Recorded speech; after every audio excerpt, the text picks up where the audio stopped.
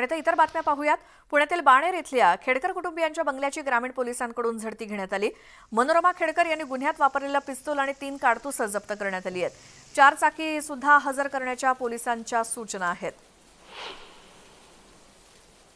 पुण्यातल्या बाणेर इथल्या खेडकर कुटुंबियांच्या बंगल्याची ग्रामीण पोलिसांकडून झाडाझडती घेण्यात आली आणि यामध्ये मनोरमा खेडकर यांनी गुन्ह्यामध्ये वापरलेलं आणि व्हिडिओमध्ये दिसलेलं पिस्तूल आणि 3 कारतूस जप्त करण्यात आली आहेत। तर जी 4 चाकी आहे ती सुद्धा हजर करण्याच्या पोलिसांनी सूचना दिल्या आहेत।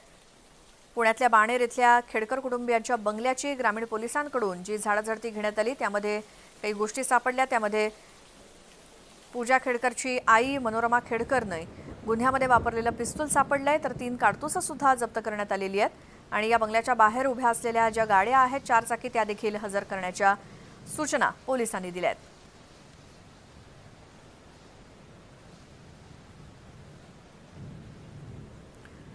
रोज या तपासामध्ये नवनवे खुलासे होत आहेत आणि यानंतर खेडकर कुटुंबियांचा पाय आणखीनच खोलात चाललाय। आज बाणेरमधल्या त्यांच्या बंगल्याची जी झाडाझडती घेण्यात आली याबद्दल माहिती घेऊयात आमचे प्रतिनिधी वैभव सोनावणे यांच्याकडून। वैभव, आजचे काय अपडेट? श्वेता, ग्रामीण पोलिसांनी मनोरमा खेडकर यांना अटक केल्यानंतर तो जो गुन्हा आहे धमकावल्याचा शेतकऱ्यांना त्या संदर्भातला तपास वेगाने सुरू करण्यात आलाय। काल मनोरमा खेडकर यांच्या बंगल्याची झाडाझडती घेऊन जे पिस्तूल धमकावण्यासाठी मनोरमा खेडकर यांनी वापरलेलं होतं या गुन्ह्यामध्ये ते पिस्तूल आणि 3 कारतूस जी आहेत ती त्यांच्या बंगल्यातून जमा करण्यात आली आहेत। जी गाडी घेऊन मनोरमा खेडकर तिथे गेलेल्या होत्या ती गाडी मात्र बंगल्यामध्ये नव्हती, त्यामुळे ती गाडी हजर करण्यासाठी संबंधितांना सूचना ज्या आहेत त्या ग्रामीण पोलिसांनी केलेल्या आहेत आणि ती गाडी ही या गुन्ह्यामधली जप्त केली जाईल। एकूण खेडकर कुटुंबियांचे पाय जे आहेत ते आता खोलात जाताना दिसत आहेत। काल पिंपरी चिंचवड महापालिकेने सुद्धा दिलीप खेडकर यांची जी कंपनी आहे तळवड्यामधली त्या कंपनीला सुद्धा सील ठोकलंय। 2 वर्षाचा मालमत्ता कर जो आहे तो भरलेला नसल्यामुळे ही कारवाई जी आहे ती करण्यात आल्याचं महापालिकेने सांगितलेलं होतं।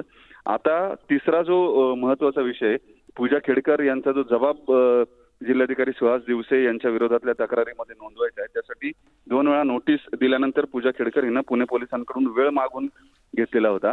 आज ती हजर होण्याची शक्यता आहे असं पोलिसांकडून सांगितलं जाते किंवा आज ती पुणे पोलिसांकडे येऊन जबाब नोंदवेल असं सांगितलं जाते।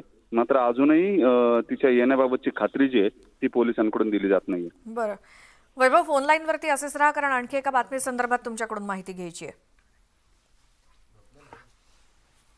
आणि ही बातमी अशी आहे की केंद्रीय गृहमंत्री